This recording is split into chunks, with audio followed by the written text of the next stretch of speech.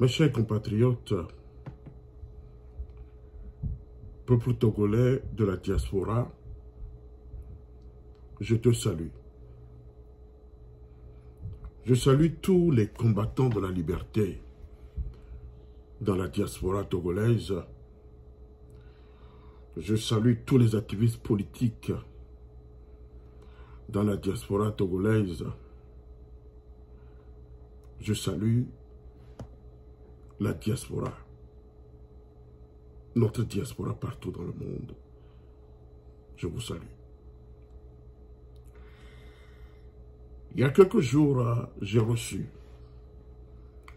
certaines informations concernant une structure mise en place dénommée DPADP, qu'on nomme l'autre diaspora togolaise, créée, et cette structure est dirigée par M. Akwe Gandhi. Ce n'est pas quelqu'un qui est étranger à moi, c'est un oncle maternel et qui a lutté dans notre pays, le Togo. Il a lutté contre le général, le régime du général Etienne Gnassingbé et Adema. Et aujourd'hui a décidé de créer un mouvement, non pas pour combattre le régime de Faure Gnassingbé, non pas pour combattre ce régime dictatorial, non pas pour combattre ce régime de despotisme obscur, non pas pour combattre ces criminels qui gouvernent notre pays, mais c'est pour les soutenir. Et ils cherchent à attirer l'attention de certains activistes politiques et de certains Togolais à adhérer à son mouvement et rentrer au Togo et soumettre une lettre à Faure Gnassingbé, une lettre de soutien à Faure Gnassingbé. Et paraît-il que il ne s'est pas levé un matin pour créer cette structure, mais que c'est l'intervention de Dieu le Père. Ils ont reçu une sorte de prophétie ou de parole de connaissance pour créer cette structure. Donc, pour commencer, je vais vous jouer une vidéo audio que j'ai reçue. Et après l'avoir attendue, je vais apporter ma contribution à cette structure et réveiller la conscience de certains Togolais qui voudraient adhérer à ce mouvement et le risque qui les attend. Prêtez attention à l'audio que je vais vous jouer en l'instant.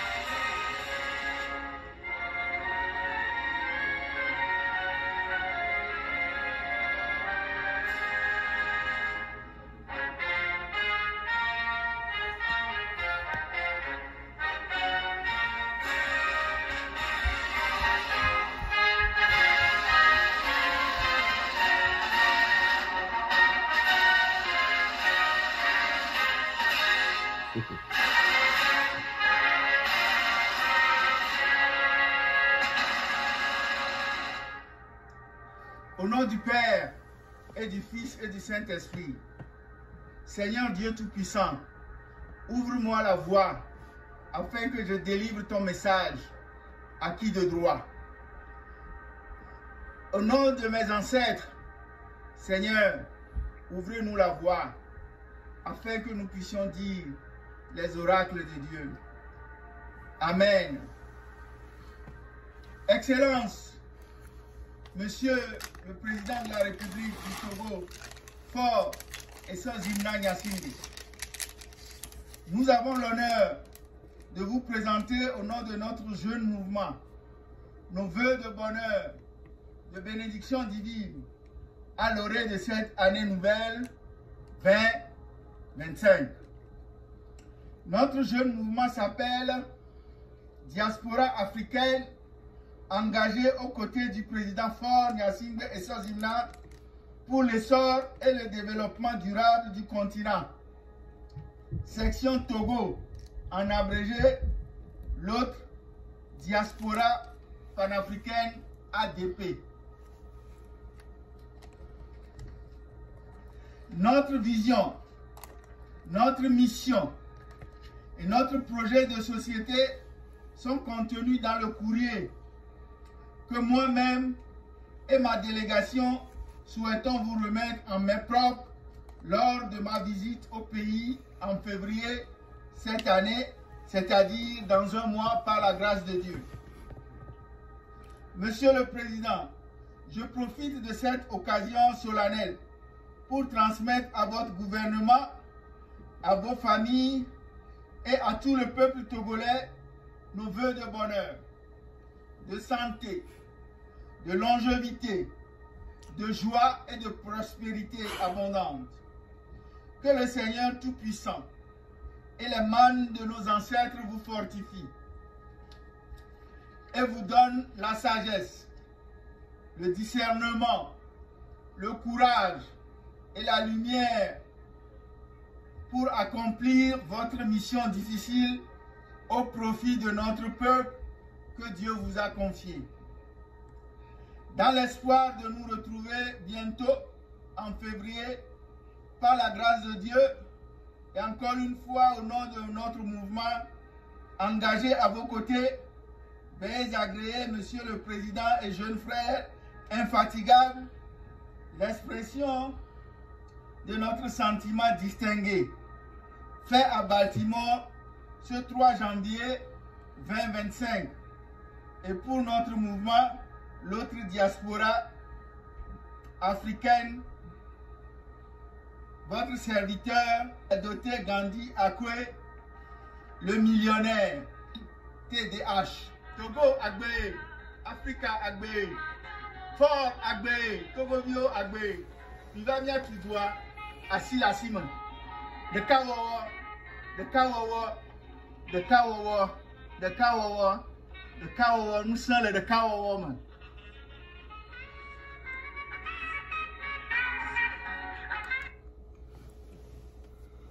Mes chers compatriotes de la diaspora togolaise, encore une fois, je vous salue. Vous venez d'entendre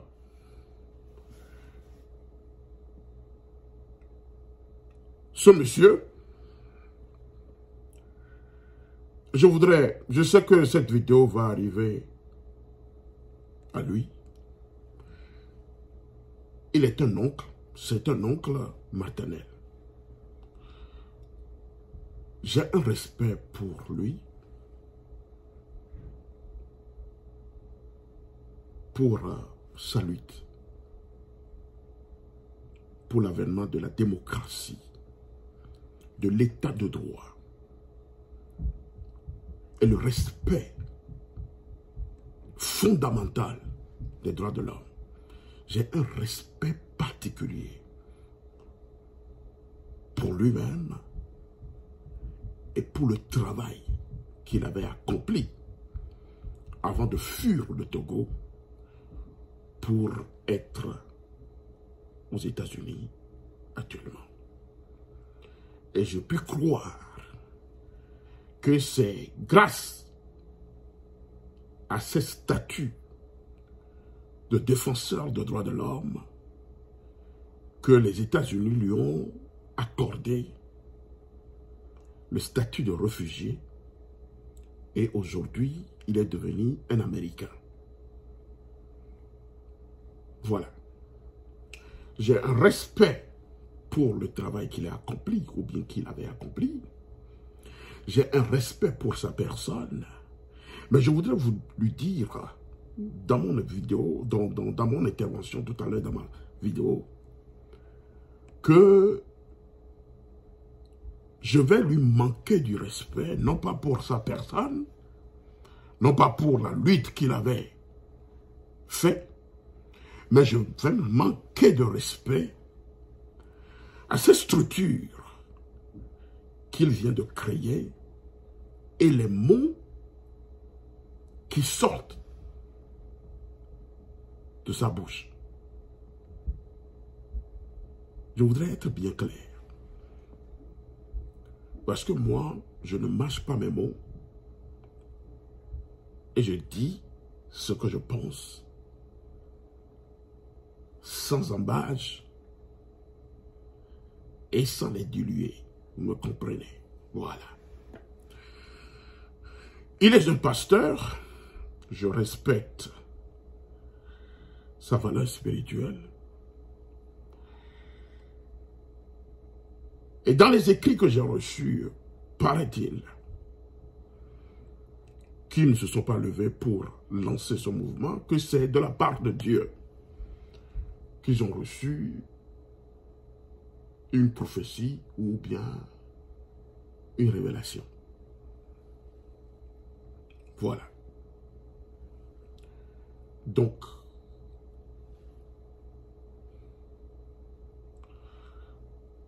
je peux l'appeler un grand frère.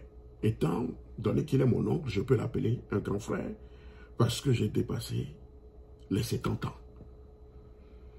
Donc, je ne sais quel âge il a actuellement. Je pense qu'il peut être entre les 70.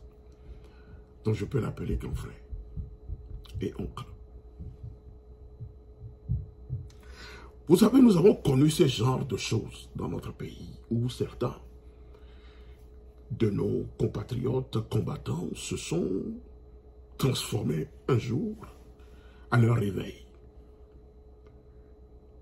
Vous savez, je ne peux pas contredire ce qu'il dit par Dieu, que c'est Dieu qui leur a révélé. Il parle de l'oracle ici. Il a parlé de l'oracle, il a parlé au nom de Dieu, il a parlé au nom de nos ancêtres. Et il a aussi parlé du panafricanisme.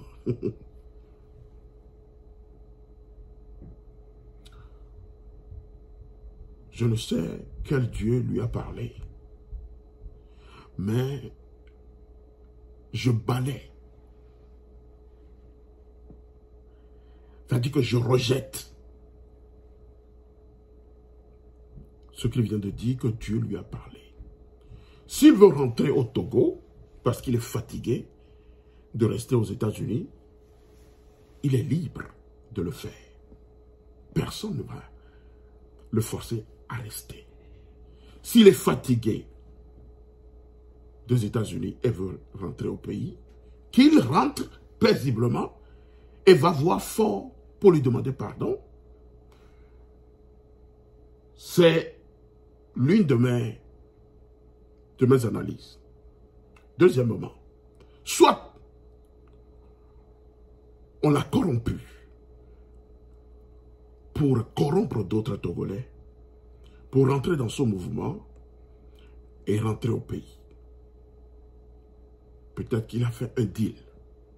Parce que en un homme réfléchi, tel que je le connais, charismatique, en un homme réfléchi qui a tous ses sens, qui a toutes ses valeurs, je voudrais parler de la valeur morale et de la valeur spirituelle. Si ce monsieur, qui est mon oncle, qui a tous ses sens, qui a toutes ses valeurs, qui n'a pas un problème mental, je ne peux pas croire qu'il puisse aujourd'hui se lever et nous présenter cette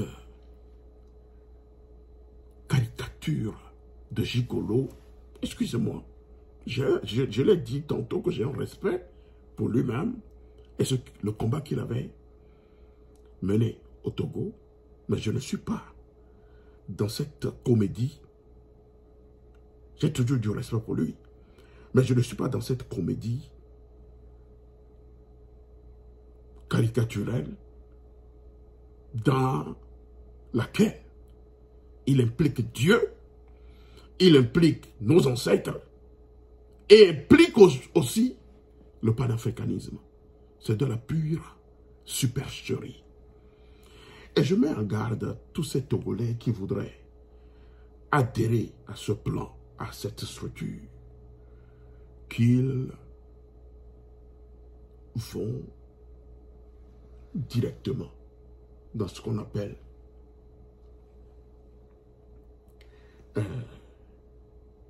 une suicide volontaire. Commençons par Dieu. On parle... Je ne voudrais pas rentrer dans des révélations de prophétie dont il parle. Moi, je voudrais me cadrer dans ce qu'on appelle la justice de Dieu. Vous me comprenez? Quelle est la signification de la justice de Dieu? C'est quoi la justice de Dieu? Moi, je ne voudrais pas rentrer dans leur supercherie de révélation, de prophétie, d'oracle et tout ça. Si je veux rentrer dans ça, ils ne peuvent pas me contredire. Tous ces pasteurs qui ont reçu ces révélations, tout ça là, tout ce qu'ils racontent là, je ne vais pas. Moi, je vais me cadrer juste sur ce qu'on appelle la justice de Dieu. Ça signifie quoi? Lorsqu'on parle de justice de Dieu, ça signifie quoi?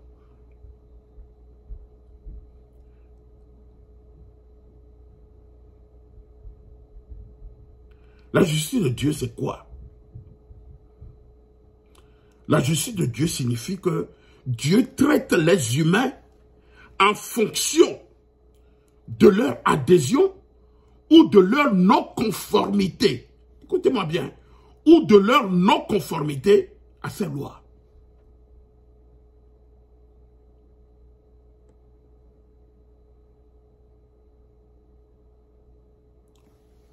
Ils peuvent aller dans le Deutéronome 32:4. Ils peuvent aller dans le psaume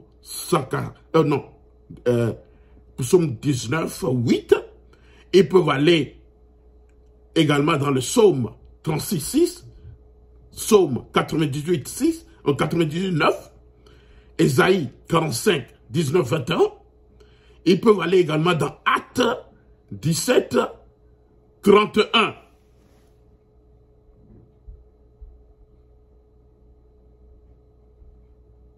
La justice de Dieu. En tant que juste, Dieu agit de manière impartiale. Écoutez-moi bien. Dieu agit. Je parle aux pasteurs qui disent qu'ils ont reçu une révélation pour se tenir fort, y compris M. Akoué Gandhi. En tant que juste, Dieu agit de manière impartiale, exigeant que cette créature fasse de même. Vous me comprenez? Donc, dans la Bible, le concept de justice est étroitement associé au jugement et au salut. Ces derniers permettent à Dieu de démontrer sa droiture. Je souligne bien sa droiture. D'une part, le jugement manifeste son caractère saint et juste car il réserve un châtiment aux méchants. D'autre part, Dieu révèle sa volonté de sauver gracieusement son peuple à qui il a promis le salut. La justice de Dieu joue deux rôles. Dans ce salut, elle se révèle au monde. à la fois comme un attribut de Dieu qui sauve le peuple et comme un don fait à ce dernier. Le peuple reçoit cette justice et peut se l'approprier grâce à Christ qui est mort et ressuscité à raison de nos fautes. Vous me comprenez? La justification des pécheurs impies est donc celle de Dieu, car elle atteste sa sainteté et sa justice, tout en révélant sa miséricorde en son amour. Vous me comprenez? Donc, ne venez pas ici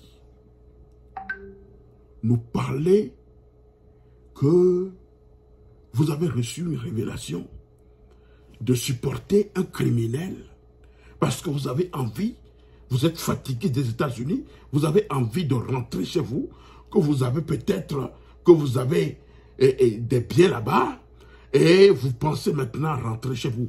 Rentrez paisiblement chez vous, mais n'essayez pas de tromper la vigilance de certaines personnes, de certains petits esprits, pour vous accompagner dans votre bêtise que vous voulez faire.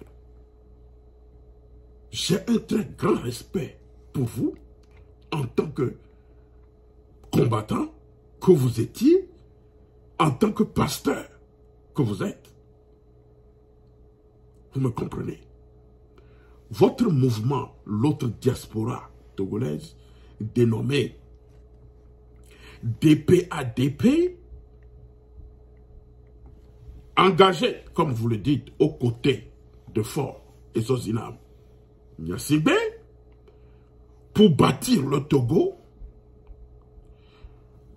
vous l'avez bien précisé, un mouvement aux côtés de Faure Gnassingbé, ça m'a surpris quoi. Aux côtés de Faure Gnassingbé, pour changer le Togo.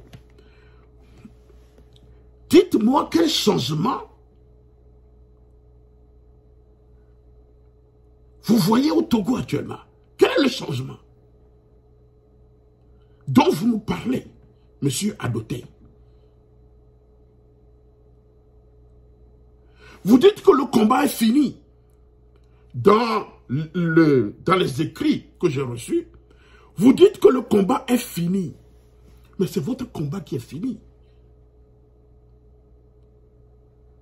Vous dites qu'au Togo, le combat est fini avec la nouvelle constitution de 2024. Et vous dites que faute de combattants qui se sont eux-mêmes laminés. Vous m'étonnez, monsieur. Vous m'étonnez, monsieur. Et vous continuez en disant, mourir à l'étranger est un choix, dans un choix mal réfléchi. Ça, c'est ton opinion. Mon frère et oncle, c'est ton opinion. Et vous dites que puisque personne ne t'empêche d'apporter ta contribution à l'édification nationale, donc tu appelles,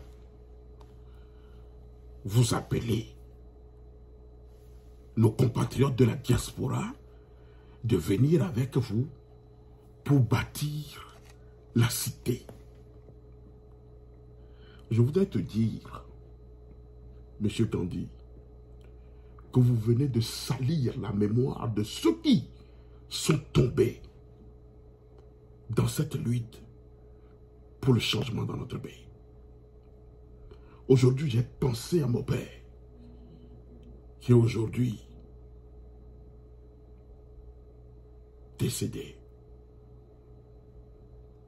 parce qu'il avait travaillé avec vous. Et vous le savez très bien, lorsqu'il était le secrétaire général du collectif des syndicats indépendants, qui avait lancé la grève générale illimitée pour faire partir Yadema du pouvoir. Et vous vous êtes même retrouvé ici aux États-Unis. S'il était en vie aujourd'hui, ou bien ma mère était en vie aujourd'hui, je pense qu'ils vont vous appeler et vont vous interpeller. mais aujourd'hui ne sont plus en vie.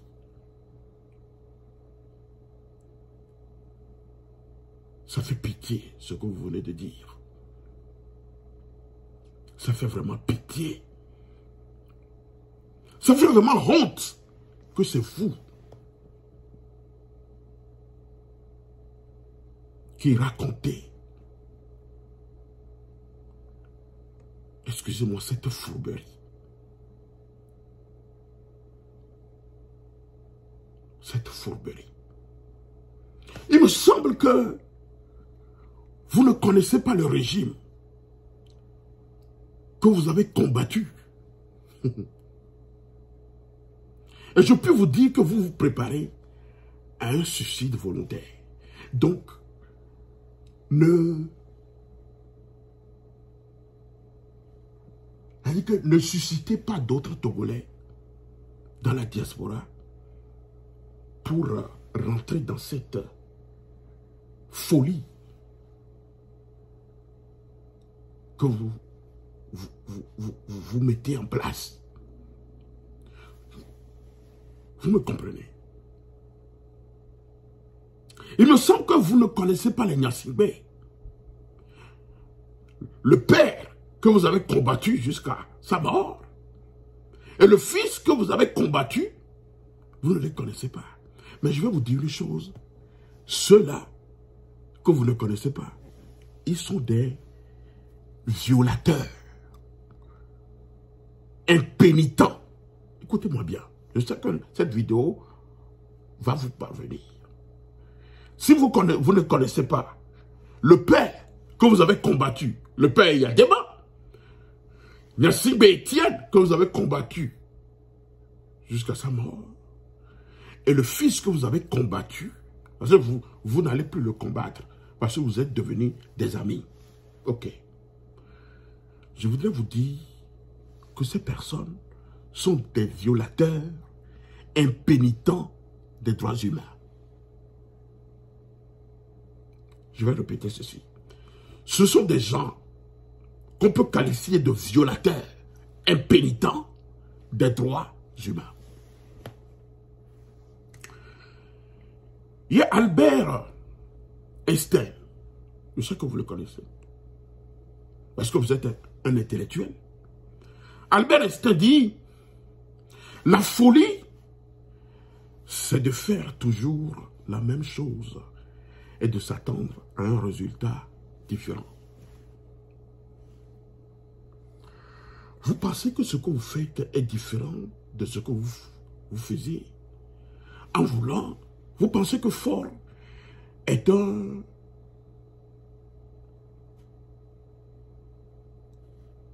imbécile.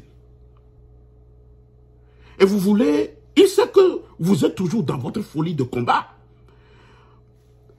Et vous pensez qu'il est un enfant, quelqu'un qui n'est pas mature, que vous pensiez aller tromper quoi. Il sait que vous êtes fatigué des États-Unis. Et maintenant que vous voulez rentrer, paisiblement, pour jouir le reste de vos jours. Vous pensez qu'il est fou.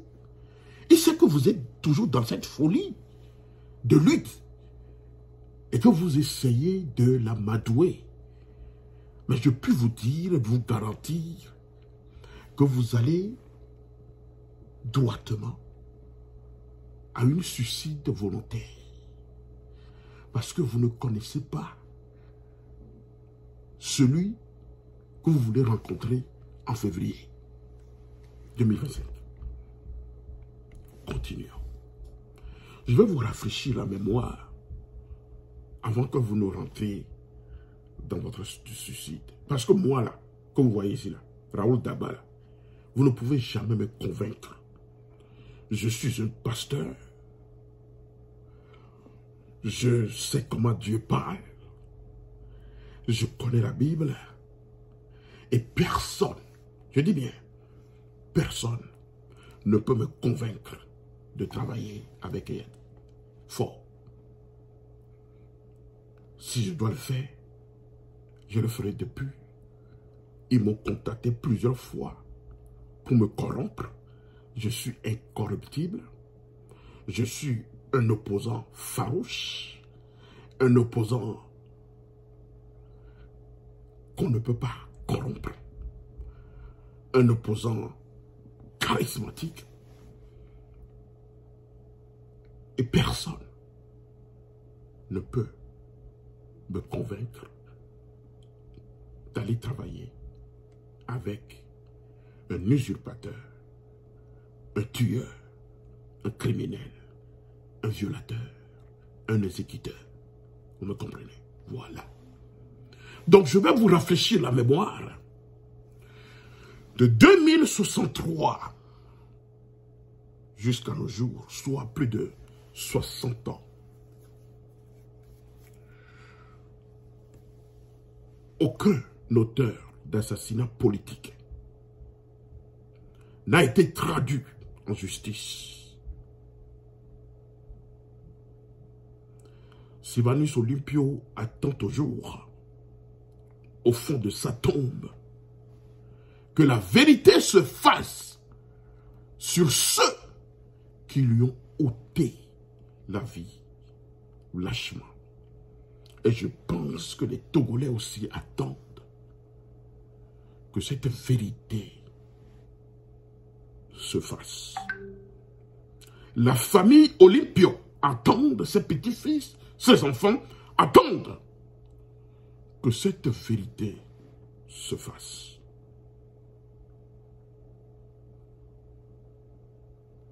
Faure Gnassingbé, en arrivant au pouvoir,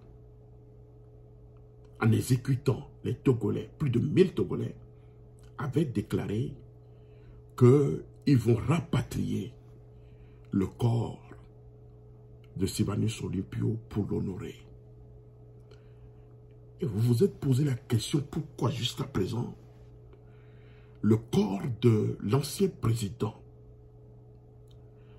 le père de l'indépendance de notre pays, est-ce que vous avez pensé, réfléchi, analysé pourquoi est-ce que jusqu'à présent son corps n'a pas été rapatrié pour qu'on lui fasse un deuil national? Vous vous êtes posé cette question? Je ne crois pas. Je continue dans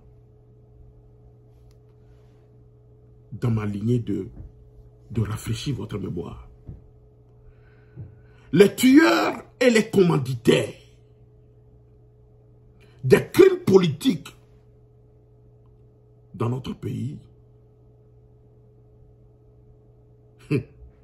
la liste des crimes politiques dans notre pays est longue. Au niveau des civils, nous avons connu tant de morts.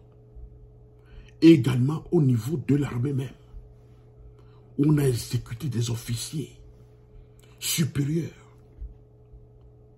dans l'armée togolaise. Est-ce que vous vous souvenez de Tavio Amorin? Est-ce que vous vous souvenez de Kofi Mathieu Kegbe? Est-ce que vous vous souvenez de monsieur Agbaken, le député du CAR? Est-ce que vous vous souvenez des officiers de l'armée, notamment le capitaine Koblan, de Kofi Congo, de Tépé, de Madoulba et de Amei? Je ne pense pas. Je ne pense pas. Sinon, vous n'allez pas faire ce que vous êtes en train de faire. Vous n'allez pas rentrer dans cette bêtise que vous avez commencé. Je continue dans ma lignée de vous rafraîchir la mémoire. Le coup d'État de 2005,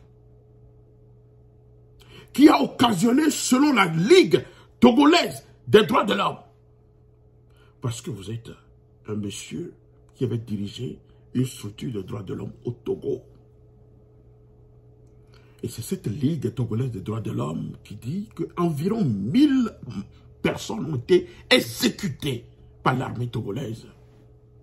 Et cela n'a fait aucun procès, malgré les plaintes déposées en justice par la Ligue togolaise des droits de l'homme au nom des victimes contre les assassins et les auteurs de viols et exactions divers depuis plus de 20 années.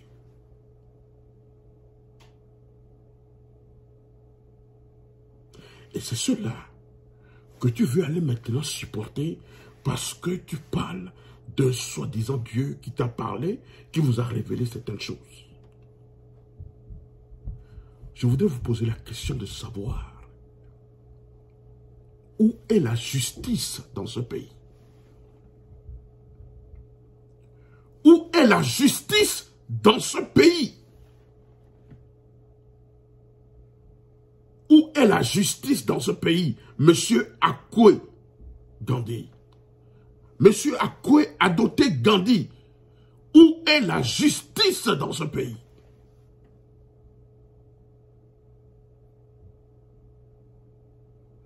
Est-on en droit dans ce pays? Je voudrais vous dire que le Togo est sur la pente dangereuse d'une grave régression civilisationnelle. Si vous n'avez pas vos sens, actuellement, je pense que si vous m'écoutiez, vous allez retrouver votre sens.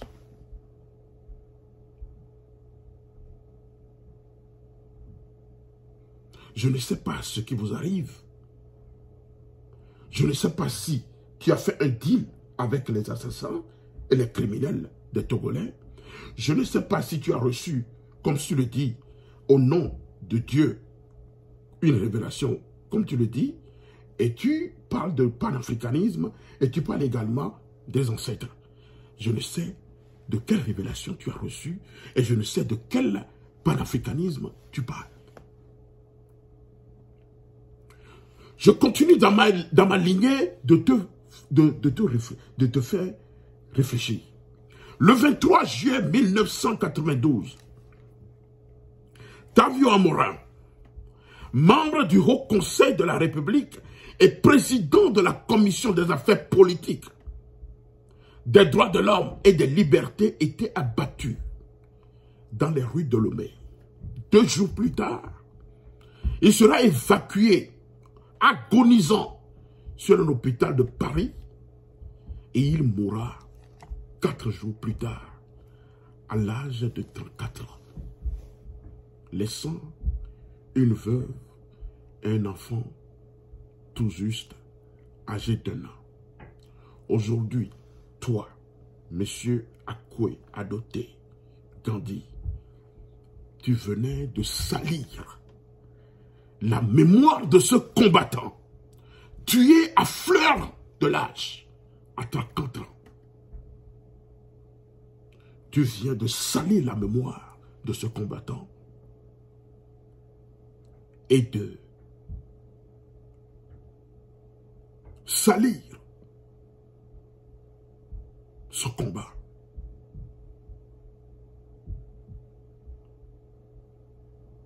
Et son enfant qui était juste né, ne connaissant même pas son papa, parce qu'il avait seulement 1 an. Aujourd'hui, s'il vous écoute, il sera meurtri dans son cœur. Je me rappelle en ce temps, le gouvernement français avait alors déploré la mort de Tavio Amorin. Il a condamné l'agression et affirmé vouloir que les auteurs de l'attentat soient découverts et rendus en justice. Et personne jusqu'à présent n'a été traduit en justice. Les commanditaires de ce crime sont encore en vie. Les exécuteurs de ce crime sont encore en vie. Et personne n'a fait l'objet de justice. Vous me comprenez? Nul n'a été arrêté. Et la famille Tavio Amora attend toujours que justice lui soit rendue. Aucune poursuite judiciaire n'a été engagée en ce jour et en cet instant T contre les forces armées togolaises.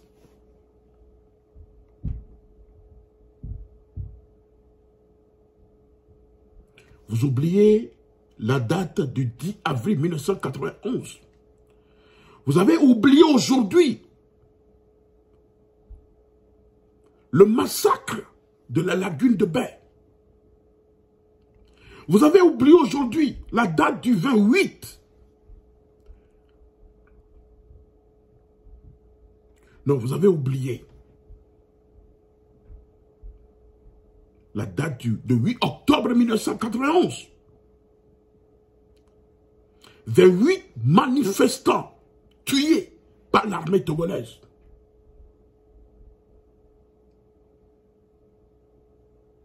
Vous avez oublié les massacres contre l'attaque des bureaux du Premier ministre Joseph Kofigo. Les innocents qui ont été éliminés par la garde présidentielle du général Étienne Gnassingbé et Yadema. Des exécutions extrajudiciaires par les forces de sécurité. Le 5 mai 1992, l'attentat contre M. J-Chris Olympio. 4 personnes ont été tuées par l'armée togolaise. Sivan et J-Chris Olympio auraient été tués en ce temps-là. Et nous savons qui sont les commanditaires et les exécuteurs de ce crime. À la tête, nous avons Ernest Gnassingbé, le fils d'Yadema, qui a commandité et qui a exécuté ce crime. Aujourd'hui, il n'est plus en vie, mais ceux qui l'ont aidé à vouloir éliminer J-Chris Olympio sont encore en vie et sont libres de leur mouvement. Le 19 janvier 1993, la marche de la paix à Lomé, plus de 20 personnes ont été tuées par l'armée togolaise. 25 mars 1993, à la suite d'une attaque contre le régiment interarmes togolais, au moins 20 personnes exécutées de manière extrajudiciaire par l'armée togolaise. Le 27 août, M. Akwé Gandhi, écoutez-moi bien, le 27 août 1993, 21 morts en détention à la gendarmerie de Blita, parmi lesquels les 40 personnes arrêtées la veille à Agbandi, au lendemain de l'élection présidentielle. Le 6 janvier 1994, 48 prisonniers, dont 36 civils et 12 militaires, sont exécutés d'une manière extrajudiciaire par l'armée togolaise au quartier général du régiment interarmes togolais. Le 13 février 1994, Gaston Edé, député enlevé et tué par l'armée avec 2 militants du comité d'action pour le renouveau CAR. Le 6 septembre 1994, David Arlonco Bruce, conseiller diplomatique du président du Parlement de transition de 1991 à 1993 et haut fonctionnaire au ministère des Affaires étrangères, est enlevé en plein jour par des gendarmes togolais lors d'un contrôle routier dans un quartier de la banlieue nord de Lomé, à Guanivé, et n'a plus jamais été revu jusqu'à ce jour où je vous parle. Monsieur Akwe Adoté Gandhi. Le 28 mars 1996, Thomas Ruprecht, un diplomate allemand en poste à Lomé, qui est contre le régime sanguinaire, est tué d'une rafale de mitraillettes lors d'un contrôle routier par des éléments de l'armée togolaise, et même l'Allemagne a été incapable de trouver les responsables de ce meurtre parce que le régime les a protégés. Voilà ce régime que tu voudrais maintenant supporter. Voilà ce régime aujourd'hui que tu voudrais aller supporter parce que Dieu t'a parlé et tu y vas au nom de nos ancêtres et tu y vas au nom du quelconque panafricanisme. C'est du n'importe quoi. C'est du n'importe quoi.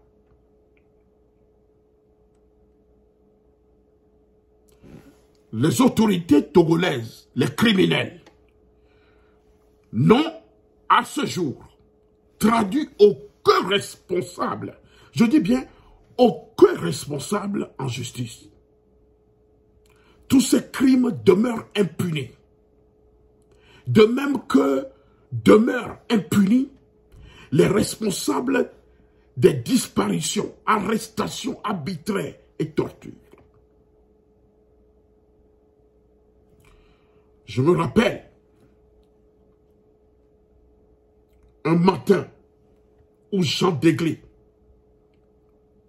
m'a appelé lorsqu'il faisait son doctorat à Washington DC, il m'a appelé un matin. Il me dit, mon frère, tu as eu la nouvelle? Je dis, quelle nouvelle? Monsieur Agbobli venait d'être tué par le régime et Adema.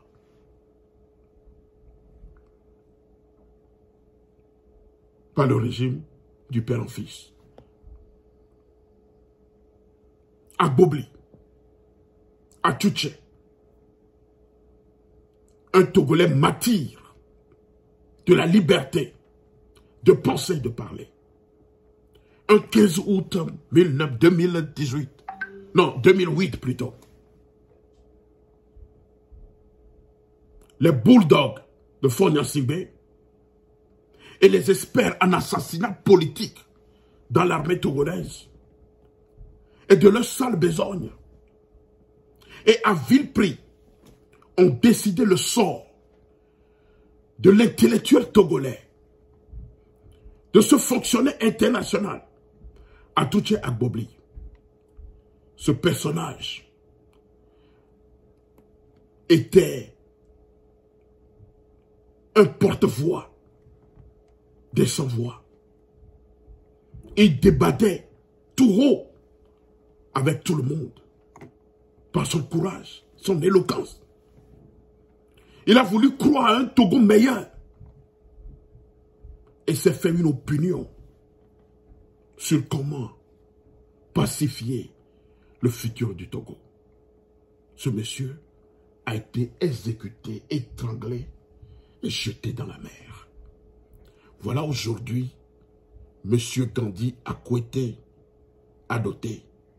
Voilà la mémoire de ceux-là que tu voudrais salir aujourd'hui. Honte à toi. Honte à toi. Honte à toi. Honte à toi. Monsieur Agbobli, celui qui disait tout haut ce qu'il pense, tout bas. De nombreux Togolais sans voix a été victime de sang-froid dans la sincérité du système politique togolais. Il était persuadé qu'il était possible de convertir de nombreux responsables de bord à un minimum d'éthique qui autoriserait l'approfondissement de la liberté de penser, d'écrire et de parler. À tout Kokouvi Agbobli, le feu président du parti Modena, Mouvement pour le développement national, créé en 2007, a été tué comme un mouton. Et son chauffeur aujourd'hui, complice de ce meurtre, a disparu, volatilisé dans la nature. Jusqu'à présent. Je vais vous dire quelque chose.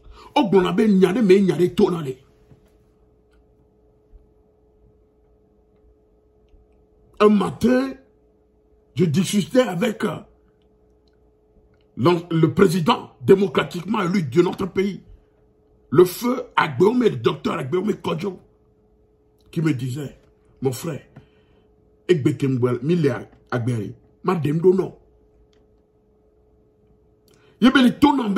n'est fort convoqué, galé. De me créer de le président, mais il y a trop rétabli, et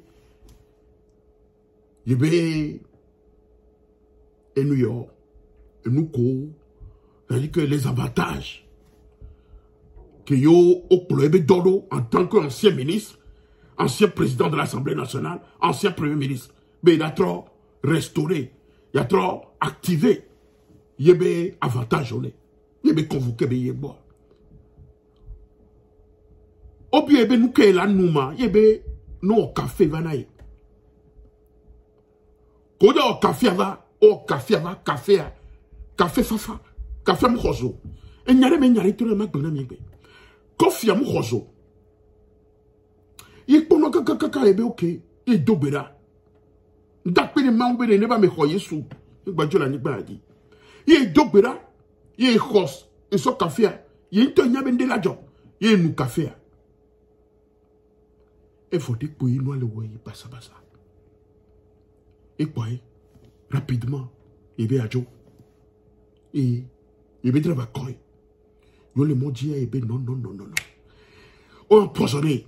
Il est serré les rois, mais il tourne bien quoi, il est donc immédiatement, il a soigné. Au déroulé, effectivement, Agbeome Kodjo a été empoisonné par Fonia Sibé à la présidence de la République.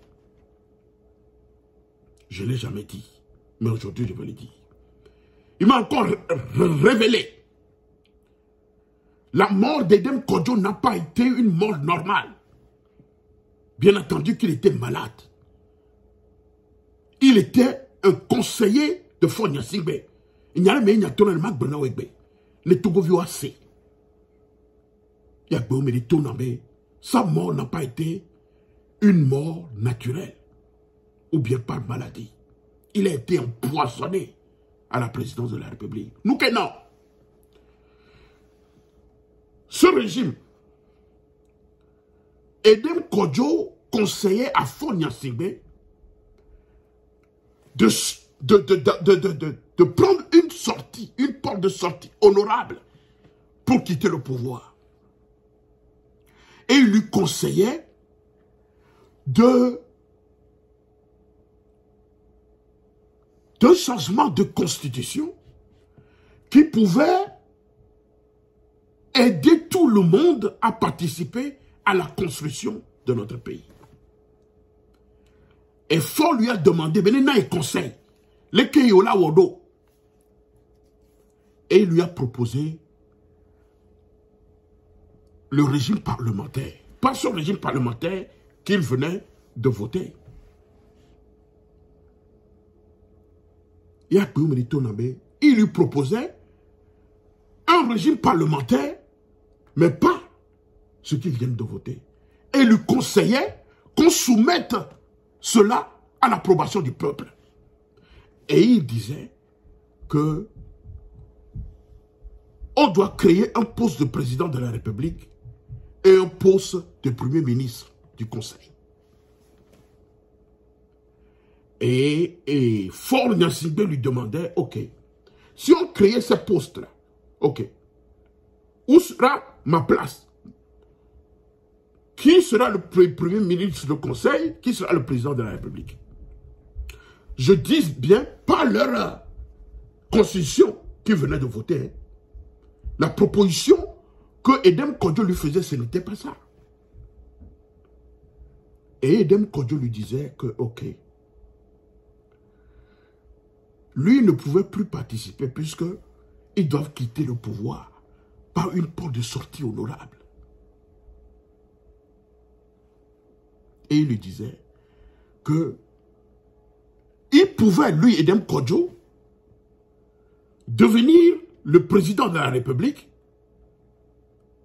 ou le premier ministre du Conseil pour qu'on forme